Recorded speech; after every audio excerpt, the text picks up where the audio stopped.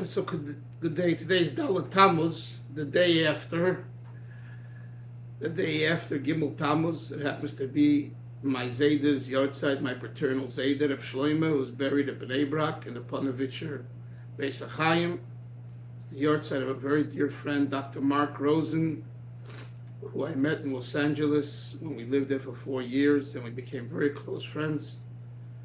After I moved to New York, he also moved subsequent to that, became a true Baal Tshuva, and unfortunately he passed away at 49, and his only son, who I already had made Aliyah, and today has a family, lives in a kvar near Kfar Chabad. His name is Stevie Rosen, Barak Rosen. He's a lawyer and a very fine young man.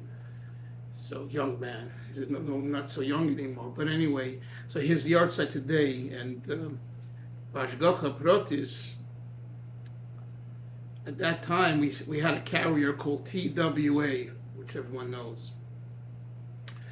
And at that time, they were bumping, overbooking and bumping people, right? You remember that period. And it included even tickets overseas. So if you were bumped off a flight to Eretz Yisrael on TWA, you got a free ticket.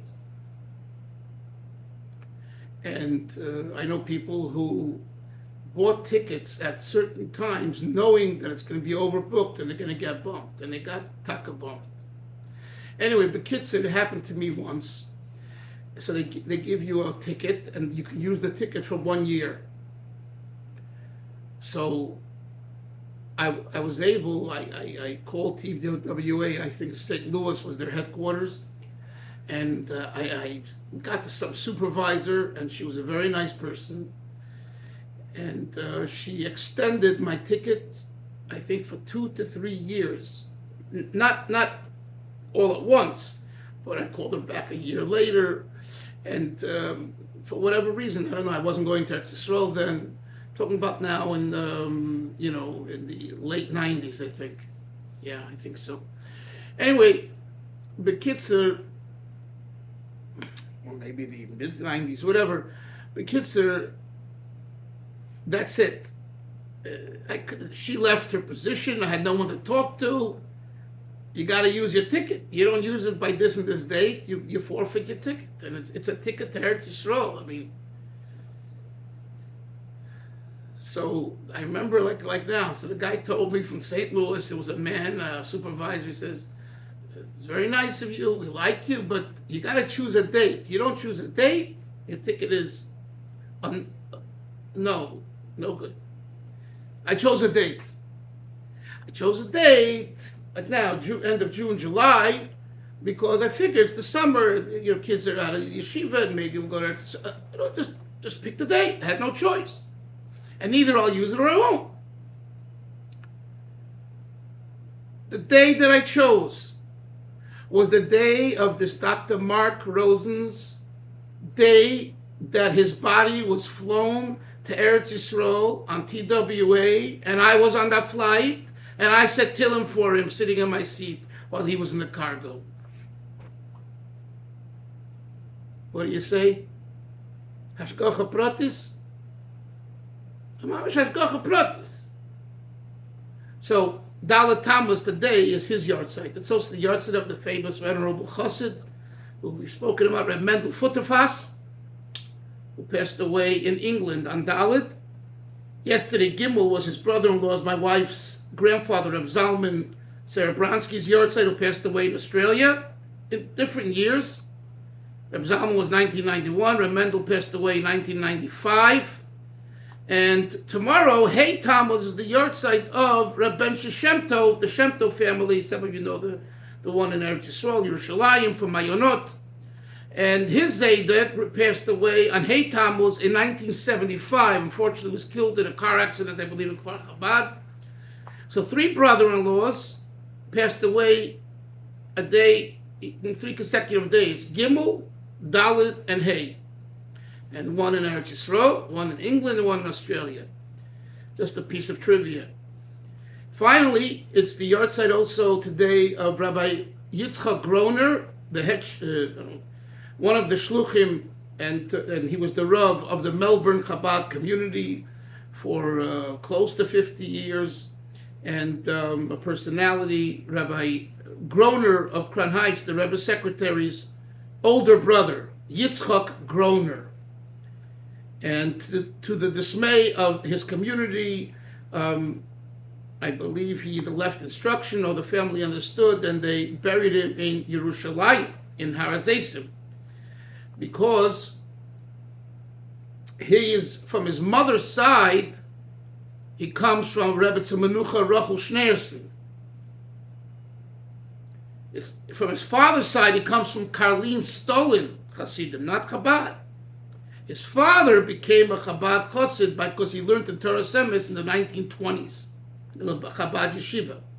But his Geza, his roots is Karlin Stolin. His mother's side is a Slonim. The Slonim family, and Rebbe Menucha Rachel married a Slonim. I think Yaakov Kuli Slonim. And so that's his yichus from his mother's side. So his yahrzeit is also today. So that's a little bit about the day. Here, you probably see online, they say there were 100,000 people by the Ohel. I don't believe it. I don't think there were more than 50,000, but even 50,000 is pretty good. They did open up a second entrance way for women, so they upgraded the tznius level at the Ohel, with now men and women coming in for two separate areas. Until now, the same line that men were on, they stopped the line, and then they let women with a kind of a little separator, not even a separator, like a mechitza, but it wasn't really mechitza because it was only till here, to your stomach, level. Anyway, they now completely stopped that, opened another way in for somewhere. I don't know exactly how, and some other upgrades they did for Kohanim. And I was told that the efficiency of the line and the setup was tremendous. No pushing, but if you did go, in the afternoon, you had to wait 2 to 2.5 hours to go in. And guess what? When you go in, they don't let you stop. You have to circle. You have to circle and tear up your Paan. You cannot read your Paan inside. They don't let you stop. They keep on moving because there's so many people. So you get to go in, as you go around, tear up your pidyon nefesh, and then go around and go out. It's just impossible otherwise.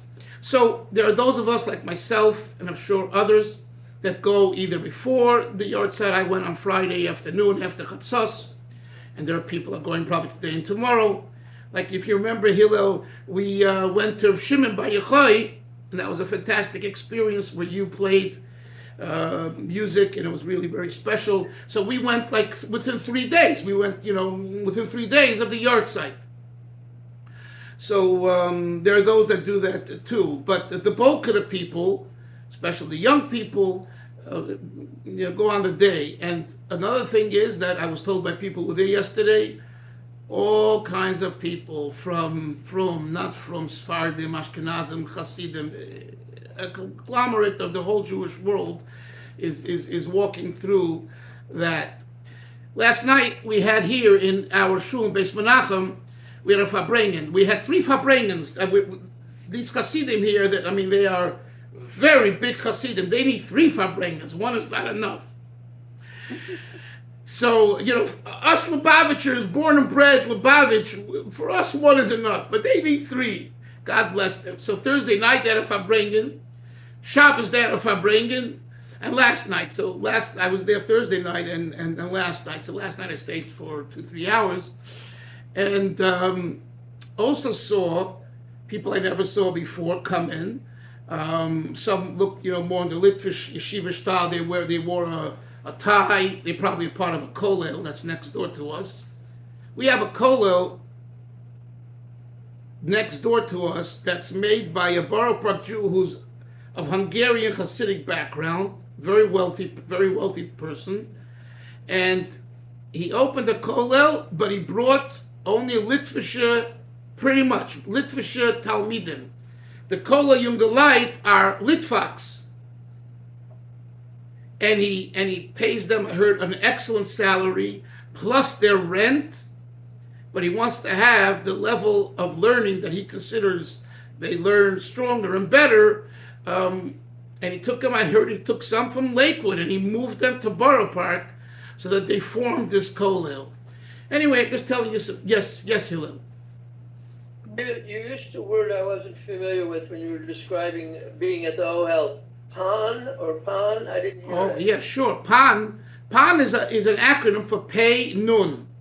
When you write Paan means Pidyon Nefesh. It's abbreviation. Pidyon, pay, Nefesh, redemption of soul.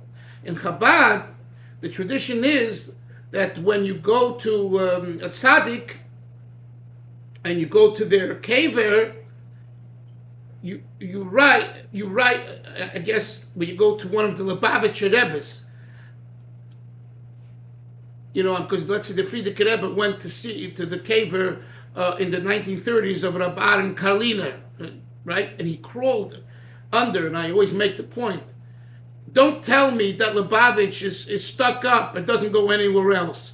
The previous Lubavitcher Rebbe went to the kever of Aaron, and it's somewhere, or was somewhere, like you had to crawl on your feet to get in. And he crawled on his feet. So if I have to bring proof that a Lubavitcher Rebbe went to another tzaddik's kever, I use this story. But anyway, but whether I don't know whether when you go to another tzaddik, Chabad Chassid would write Paan. I don't know. But for a Lubavitcher Rebbe, in this case, they write Pidyon Nefesh. Pidyon Nefesh. In other words, like this. If you feel that you're communicating with this tzaddik in a way that you want it to touch your soul, you want to have that soul connection, you write Pidyon Nefesh, Paan. So that's the opening words on the letter. Pei, ditto, nun. And not lange nun, by the way. Small nun. Nefesh, the nun of Nefesh. And then you begin your nusach, and there's a text. I'm sure some of you know this. Ano le'oirer rachamim rabim. I wish to awaken abundant mercy. Now some add the following. Mimokor harachamim v'chasodim. From the source of mercy and kindness. Avuri. For myself. And then you mention your name, Ben, your mother's name. And then you could add va'avur ishti, my wife, my son, my daughter, my friend, whatever. If you don't want to add anyone else, you go straight into the request that you have. And there's a general request, hatzlacha in learning Torah, nigla, chassidus, and davening, in brias nechayna, good health, and Kabbalah soil. The standard things that we need in our Avodas Hashem. And then you go into your particular needs or your family's particular needs. That's the general. I should have told you this before, Gimel Thomas. If someone is not muted, please mute yourself. So that's the general style of a letter brought and read at the Ohel of the Rebbe in this case, and we call that Pidyon Nefesh Paan. So okay. Wait. Let me finish one more point. Just want to make it clear for the record. When a person writes a letter or wrote a letter to the Rebbe, to the Frierdiker Rebbe, each in their period and all that, they did not write Pidyon Nefesh. A regular letter is not a Pidyon Nefesh. A letter regular is a regular of request, I need a bracha, a suggestion. That's a michtav. Pidyon Nefesh is you're looking to connect your neshama to the tzaddik's neshama, and that's why it's specifically usually done at the kever of the tzaddik, because the Kabbalah teaches us that there is a remnant of the tzaddik's neshama at the kever. And we quote the verse, I think it's in Mishlei Koheles,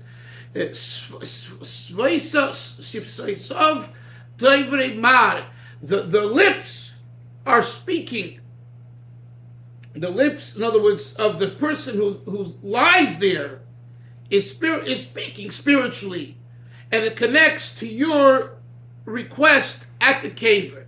So it's only at the kever, or if you're sending a pidyon nefesh that they consider it through the computer, when you want it to be read and to be torn up and to go into that place that you write Paan. Now this is all just the Chabad tradition, how they do it in Karlin and in Boston and in Breslev. I don't know. I don't think they do it this way. You can correct me if I'm wrong. I don't believe so.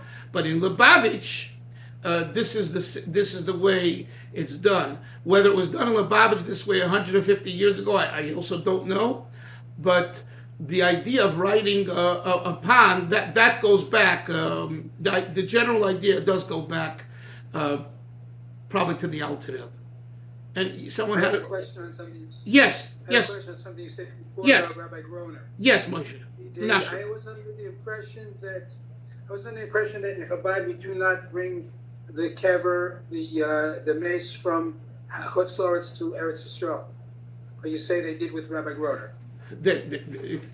First of all, it's not Chabad. It's Torah. It's Judaism. It's everyone. It's not. There's no meaning Chabad. You do. You don't. So that's number one. Generally speaking, you're right. We don't. But if you make a condition, if a condition is made when a person is buried because you intend on moving it, you're as far as I know, I'm not an expert in these halachas, but as far as I know, you are halachically allowed to move the body over. And they did that with Rabbi Groner. No, in fact, let me say it even more. The halacha is, I believe, you have to first bury him in their place.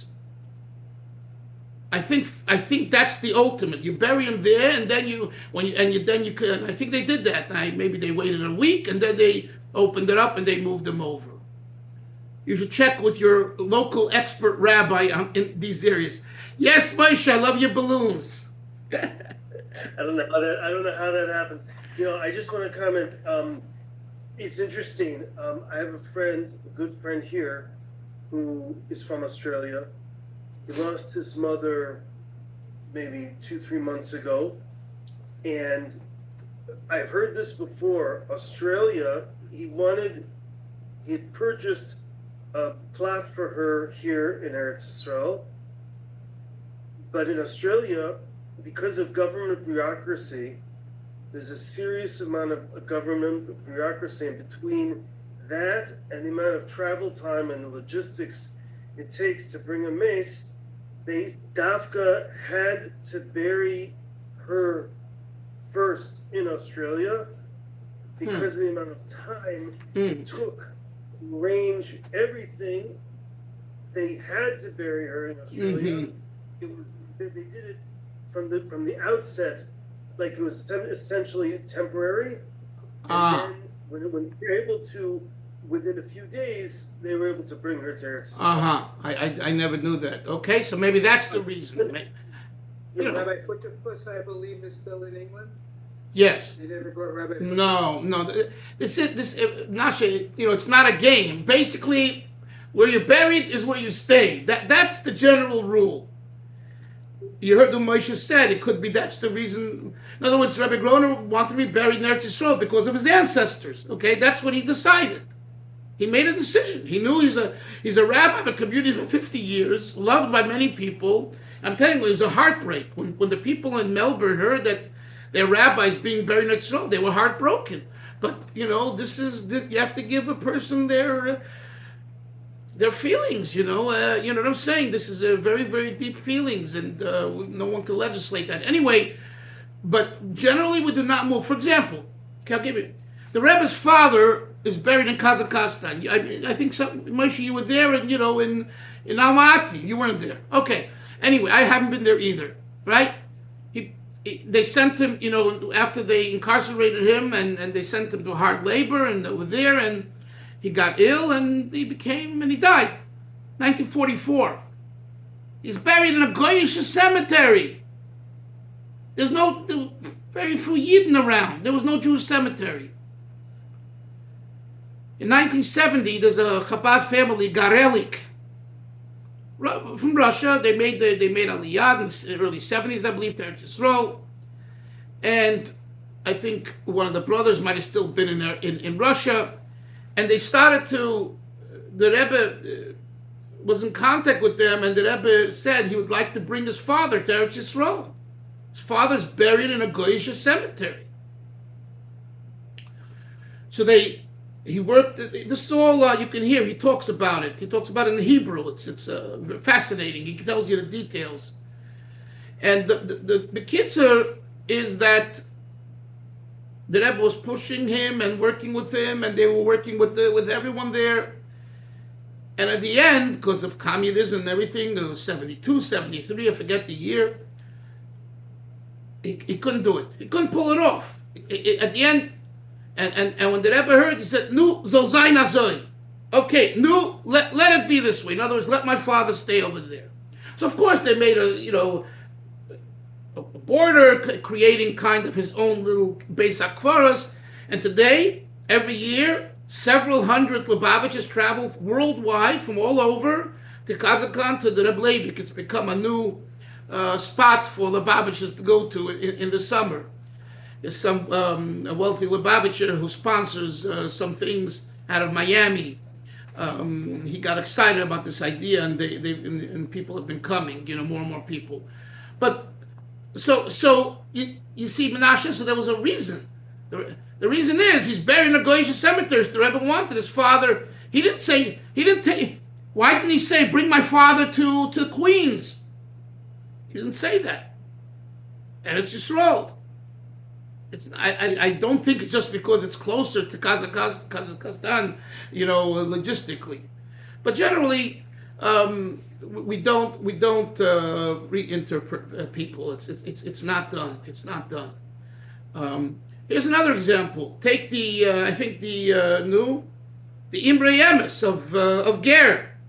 You know where he's buried? He's buried in Yerushalayim, off Rehov Yafo. Yeah, but Rabbi Dalfin, we just spoke about this last week.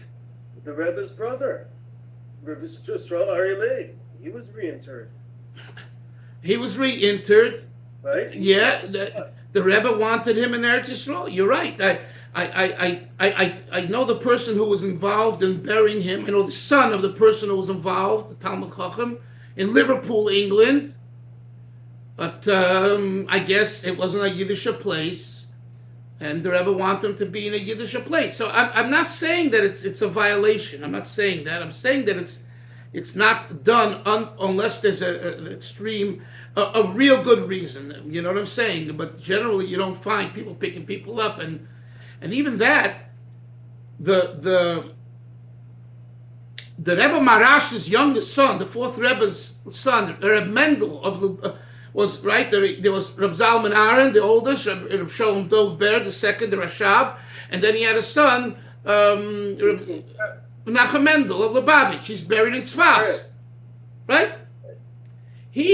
But you wrote in your book, he was buried. He passed away in France. In France, in Corsica, He was buried there, and then the Rebbe's, yeah, okay, and they had to do a clandestine, middle of the night job, I think in 1952, where the body came in, and then Rabbi Chaim Wolf of Lud Kfar Chabad, Lud, with another chassid, a few chassidim in the middle of the night, and they buried him. So it was in the early 50s. You have to know what was going on at the time, why they had to do it that way, but that's the way it's done. But generally, it's not done. So why are we speaking about this? We spoke about the Pidyon Nefesh. And any questions on the Pidyon Nefesh issue that I mentioned before? The Seder HaDvorim, So they say that avonim by a pidyon nefesh, a Paan, it's a very deep personal thing. It's not just writing a letter. I need advice. Suggestion. I need a blessing. It's a soul wrenching experience that you're looking to connect with. That's why it's called Paan, pidyon nefesh. Okay. So this was the pre-game. We just had the pre-game, lahavdil, without beer. So we're going to learn now. We're going to start learning whatever time is left today, which is only 3 minutes. So we're not going to start learning the text. We'll just talk about it for a few minutes. Kuntrus Achron, essay 8. So first of all, we have 2 essays left, and then we finish and we make a siyum on the whole Tanya. That we've all learned. I don't know if anyone remembers when we started. I don't remember, but it must be at least 2 years. And I remember the humble beginnings where it's not 2 years? It's more. More? It's got to be more. Yeah, it's got to be more. Yeah? Wow. Well, this is a very good way of learning Tanya if you want to at least have a little understanding of it, not to rush through it. So we provided that, and we're coming to the end. So that's number 1. So Mitzvah Shem, between now and the end of this Koilel session, which is usually towards the Tisha B'Av, we will conclude this, and then I'm going to decide what to learn in the next machzor, the next cycle. But the Alter Rebbe here talks about a very important thing, and in a way, maybe it should have been right at the beginning. He talks about people in shul who rush other people. Sounds typical? I have it here every morning. I missed today Kedusha because the Baal Tefillah was flying. And trust me, I was davening fast because I knew the guy's davening fast and I couldn't keep up to him. When you read this letter, the Alter Rebbe would say he is not allowed to go over to the Yomit. Now, the counter-argument to that is, which the Satmar Rav and others have said, well, you shouldn't be davening with that minyan. What are you davening with that minyan? You know it's a businessman's minyan and they're in and out. So they don't do it like the first Terach minyan at Shomer Shabbos, which is 13 minutes on the clock. They give you 20 minutes maybe. 20 minutes. Wow. So the Alter Rebbe in this essay number 8 in Kuntrus Achron really lambasts the people in the shul who pressure the Baal Tefillah to go faster. And I think it's important to know, and I know that I'm sometimes guilty. I have to rush out and I have to do this and that. And if the guy's kratzing, I will say maybe a little faster, And when you learn this, the Alter Rebbe says a fascinating thing. He says, it's better that you miss your Baruch Hu and your Kedusha than rather pushing the Baal Tefillah to daven very fast. How do you like that? I couldn't say that. He could say it. The Alter Rebbe could say that. So this also opens up the whole discussion. I'm going to talk more about it this week in Mitzvah Shem. Davening slower, thinking, meditating, reflecting. We spend so much time davening every day. There's no day that you don't daven, and more or less. Yom Tov is more, and Rosh Hashanah and Kippur more, but there's davening every day. And it's called avodas hatefillah, the activity, the work of tefillah. And we have to ask ourselves, am I davening avodas hatefillah, or I'm just saying words? And as the first thing is to ask yourself the question. Last night this was the Fabrenga last night. The question: do you have a question about your avodas Hashem? That's where you start. If you don't have a question, you can't go further. If it's all good, and everything is fine and dandy, and I'm a great Yid and a great Chassid, blah, blah, blah, blah. Shoel, how am I davening? How am I giving tzedakah? How am I having mercy on people? How am I dealing with my family? Question yourself. Interrogate yourself. That's a key element in tefillah before you start your tefillah. Before you start davening, you have to ask yourself, where am I? And that's the whole idea of Bakshu Panai. David HaMelech says in the David Hashem Ba'ili, which we say in Chayt Shel, of course, Bakshu Panai. Search for Hashem's pnimius, but you have to first search. So that's the first thing, is to become a mavakish. A mavakish. So tomorrow we'll continue on this theme. Have a great day, everyone. Sei gesund. All the best. Hatzlacha. Thank you, Seymour. Take care. Take care. Bye-bye.